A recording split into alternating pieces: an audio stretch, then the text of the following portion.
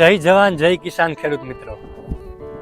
ખેડૂત જગતનો તાત, પોતાની કરુણા, પોતાની વેદના કોઈને કહી નથી શકતો. આજે લાસાર છે, ખેડૂત બે સહારા થઈ ગયો છે. એનું દુઃખ, એની પીડા, એની કરુણા, એની વેદના સાંભળવા વાળું કોઈ નથી. અને જે સાંભળતું ને કુદરત, એ આજે ખેડૂતને મારવા ફર્યો છે. આ 4-4, 5-5 મહિનાની મોસમ મગફળી આમ હાથમાં લઈ તૈયાર કરી અને જ્યારે આ દેશનો જગતનો તાત એને પોતે લઈ આવતો હતો તો અહીંયા જઈને કુદરતે પાટું મારી. આ મહેનત પાણીની જેમ રેડી નાખી, પાણીની જેમ બરબાદ કરી નાખી. આજે વ્યથા કોને કેવા જાય કે જેને કેતો કુદરતને, એ તો આજે એને મારવા ફર્યો છે. આ મોસમ, આ મગફળી પાણીની જેમ ભીંજાય છે અને જગતનો બાપ આ કુદરત માથે બેઠો બેઠો આ મહેનત ઉપર પાણી ફેરવે છે. કુદરત પાસે અમારી તો શું ઓકાત કે અમે એને કહી શકીએ, પણ આજે જે આ કરુણા છે ને, અમે ખેડૂતના દીકરા છીએ ને, એટલે આજે મોઢામાંથી નીકળી જાય છે કે અમે કોઈનું જો ચોરીને ખાધું હોય ને, જો હરામનું ખાધું હોય ને, તો અમારી મહેનતનું અમને જાય ને તો અફસોસ નથી. પણ તો દિન રાત પરસેવા પાડી, અંધારામાં દિવસે રાતે જીવ જંતુ સામે લડી 4-5 મહિનાની મહેનત કરી આડા ઊભા પડી અને આ મગફળીને તૈયાર કરી છે. અને જ્યારે આના ઉપર પાણી ફરે છે ને, ત્યારે એનું શું ભાવ, એની શું વેદના, એની શું કરુણા થાય છે ને, એ તો આ જગતના તાતને જ ખબર હોય. જગતના આ તાત જે આના ઉપર કામ કરે છે ને, એને ખબર હોય કે આની વેદના શું છે. આ મહેનતનું જાય ને તો શું થાય. આ વિડીયો હું એવા માટે નથી બનાવતો કે અમે ફેમસ થઈએ, કે આ તો અમે ઓલું કરીએ. ફેમસ થવાના ઘણા બધા રસ્તા છે, ઘણા બધા બીજા રસ્તા છે કે અમે ફેમસ થઈ શકીએ. પણ આ તો એક તમને જગતના તાતની વેદના કહી શકો ને, હરેક ખેડૂત તમને ના કહી શકે.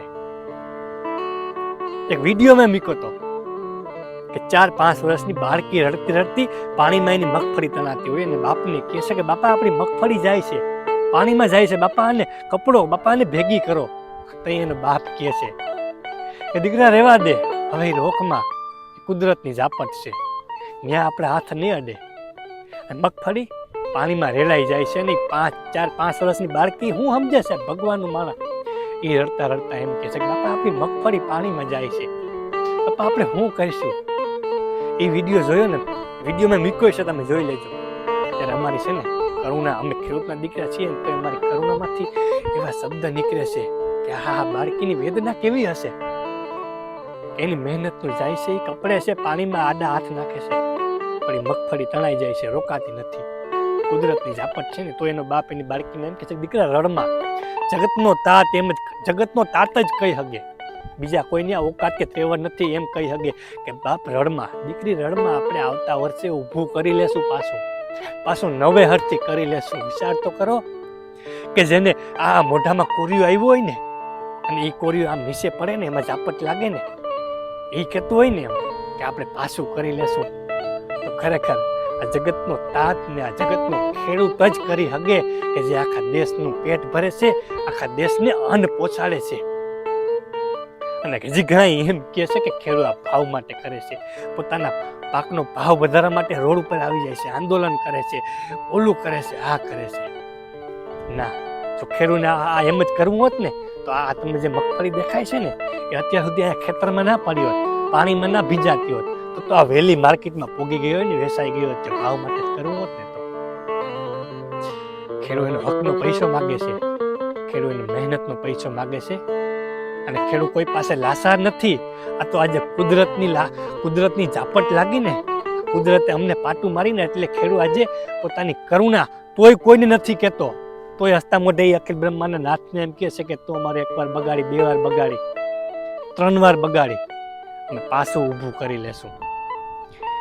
અને આ વેદના, આ કરુણા, આ દુઃખ, આ દર્દ, આ પીડા એ જગતનો તાત જ કરી શકે, બાકી કોઈની તેવર નથી. કે ધંધો ના હાલે ને, મોટા મોલ ના હાલે ને, દુકાનો ના હાલે ને, તો એને લોકો તાણા મારી દે, નુકસાન ના ભોગવે. પણ આ તો વારે વારે કુદરતની નુકસાની ભોગવે છે, પાણીમાં ભોગવે છે, વાવાઝોડામાં ભોગવે છે. અરે આમાં પાકનો કાંઈક નાશ થાય છે, કાંઈક રોગ આવે ત્યાં ભોગવે છે. મહેનત કર્યા પછી પણ ના મળે ને તો રસ્તા મોઢે એ નુકસાન ભોગવી લે છે. અને આ જગતનો તાત જ કરી શકે, કારણ કે જગતનો તાત એ જગતનું પેટ ભરે છે ને, તાત કહી અને એ આ બધું સહન કરી શકે. પણ આજે ખેડૂત લાચાર છે, ખેડૂત આજે મજબૂર છે, એ પણ પાછો કુદરત પાસે, કારણ કે એની ઝાપટ કુદરતની લાગી છે. જય જવાન, જય કિસાન.